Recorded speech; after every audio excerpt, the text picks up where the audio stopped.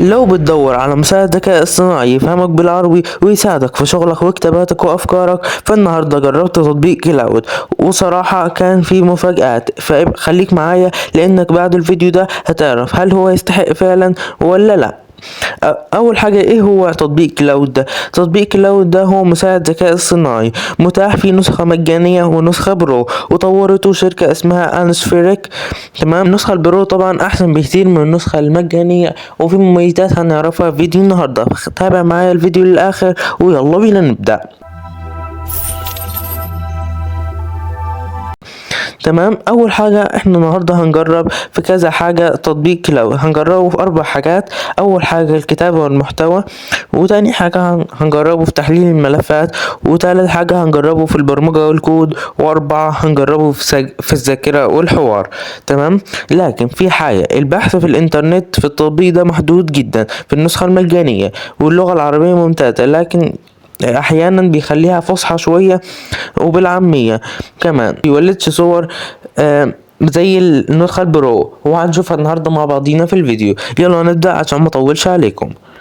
تمام. وهنعمل في الاخر مقارنة ما بينه وما بين تشات جي بي تي، لان بعد ما عرفنا ان تشات جي بي تي بيدعم وزارة الدفاع الامريكية، فالناس بتدور على موديل تاني يكون افضل من تشات جي بي تي، او بيقدم نفس الحاجات اللي كان بيقدمها تشات جي بي تي. هنفتح بالشكل ده، واول حاجة هنطلبها مني اللي هي الصورة هيعملها لنا. هنقول له اصنع لوجو لقناة ايه تكنولوجي بالشكل ده. طبعا لو دوست هنا هيجي لك المودلز في النسخة البرو اللي هي اوبس 4.6 وسونيت 4.6، لكن اوبس دي افضلهم، وسونيت دي برضو من المودلز الكويسة، انا بستخدمها على طول اللي هي 4.6. تمام. لو عايز بقى يديك تفكير عميق بس هياخد وقت طويل شوية، فاحنا هنلغيها الخاصية دي عشان وقت الفيديو. تمام. هنلغيها بالشكل ده، لكن هو خليك مفعلها انت، بس بياخد وقت طويل شوية، يعني ممكن 5 دقايق في الصورة الواحدة ياخد، او اطول كمان. تمام. هنبدأ نرسل له الطلب بالشكل ده، هيبدأ هو ينشئ الصورة. احنا هنشوفها مع بعضينا، وزي ما قلت لكم الصورة ما بتبقاش افضل حاجة في النسخة دي عن النسخة البرو. تمام. هو كتب لي سأصنع لوجو احترافي لقناة ايه تكنولوجي. تمام. هنشوف احنا النتائج اللي هو هيطلعها لنا بالشكل اللي هو هيطلعه لنا. تمام.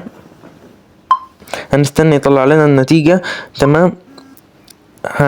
هنستنى، هو شغال بيقول كرييتنج.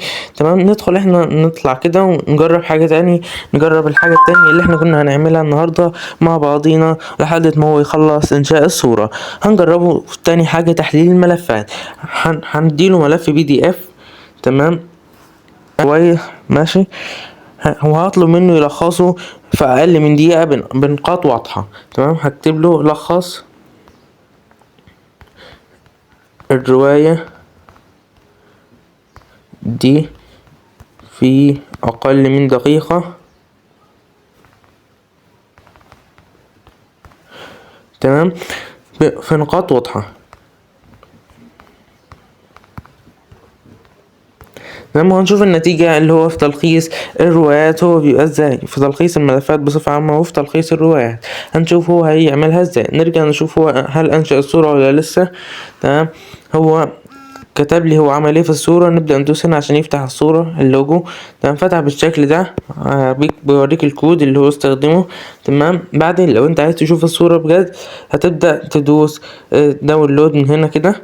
تاني لان الملف ده عندي مش عايز احط بتاع اللوجو فيه، فهفتح الملف ده وهو كده اتعمل. هتدوس اوبن هيفتح معاك بالشكل ده. تدوس اوبن. تمام. هو هيفتح معاك بالشكل ده اللوجو اللي هو صممه. لكن مش افضل حاجة، يعني النسخة ضعيفة شوية في الصور النسخة دي، لكن النسخة البرو بتدي نتائج كويسة. تمام. ونرجع تاني للتلخيص.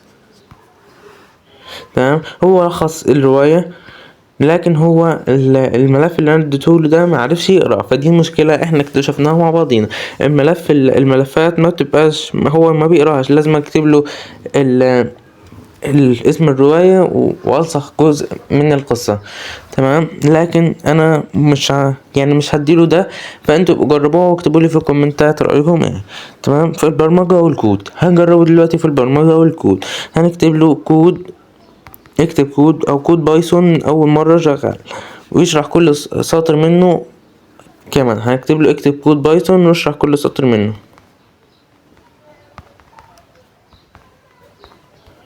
طبعا بايثون دي اللي مش عارف، دي لغة برمجة. تمام، بيستخدمها، هي لغة بسيطة جدا، بيستخدمها في صناعة الألعاب وصور وأي حاجة بيستخدموها فيها. تمام، ووصف أو اشرح، خلينا اشرح كل سطر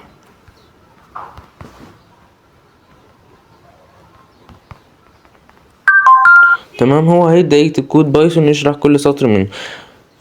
كتب لي ما نوع البرامج التي تريد. تمام، كتب كلام كتير كده، كتب الكود اهو. تمام، وبدأ يشرحه لنا. كتب الكود كتب لي توليد رقم سري عشوائي من بين 1 ل10. تكتب سيكريت رادوم راديانت 1 to 100. تمام، متغير لحساب عدد محاولات أنبت 0. هنا كتب لي عايز نوع البرنامج، حاسبها بسيطة على حسب يعني تو دو ليست، لعبة تخمين الأرقام، برامج إدارة الطلاب. يقول لكم مثلا برامج إدارة الطلاب. تمام، هيبدأ هو يكتب لي الكود. تمام، في أحيانا بيجيب لك العلامة دي لكن هو بيعدلها وهيديك الناتج على طول. هيبدأ يديك هو الأكواد ويديك الكود بتاعه وشرحه باللغة العربية. فكده هو كويس في موضوع البرمجة، لكن في الصور نص نص. وفي في التلخيص برضو محتاج احنا نديله الاسم، هو مبيعرفش يقرا ملفات الPDF. هنجربه دلوقتي في الذاكرة والحوار. هنكتب له انا اسمي ايه. انا هكتب اسمي كامل دلوقتي، اسمي اياد احمد عياد. اول مرة هكتب اسمي. تمام، هنكتب له اسمي كذا وهنشوف هل هو هيتذكرني فعلا ولا لا. هو بيبدأ يضيف الاسم. تمام، هنرجع كده ونفتح شات جديد ونقول لي انا اسمي ايه. تمام، بالشكل ده هو هنشوف هو هل بالفعل سيفها. فكده هو في الذاكرة والحوار ممتاز. تمام، فكده هنديله لحد دلوقتي مثلا 7/10 من وجهة نظري، لأن الصور نص نص، واللي هو حفظ الملفات الPDF مش وحش خالص. فكده هنبدأ نقارنه بتشات GPT زي ما قلت لكم. تمام، هنبدأ نقارنه بتشات GPT بجودة الكتابة. انا بالنسبه لي تشات GPT يتفوق. تشات GPT 5 نجوم، وهدي كلاود 4 نجوم. في اللغه العربيه هدي الاتنين 4 نجوم، لان الاتنين تقريبا نفس اللغه العربيه. تمام، في توليد الصور تشات GPT كويس، كلاود وحش. تمام، في تحليل الملفات كلاود وحش برضو، وتشات GPT كويس. وبرضه احنا كلاود برضه ما شفناهوش لما اديله اسم الرواية هيعمل ايه. فاحنا هنجربه دلوقتي، نديله اسم الرواية ونشوف. مثلا وليكن مثلا انا هديله، او احنا في المرة الاولى ما اديناهوش ملف الPDF. هنديله ملف الPDF ونشوف.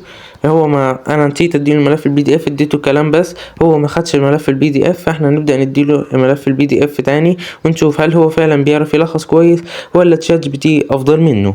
تمام، لكن هو ده اقرب واحد. وكمان هو مثلا دي رواية مينتو للكاتب عمرو عبد الحميد، هنشوف هو هيلخصها ازاي. تمام، هو هنقول له ها هو الملف، او من غير ما تكتب له حاجة.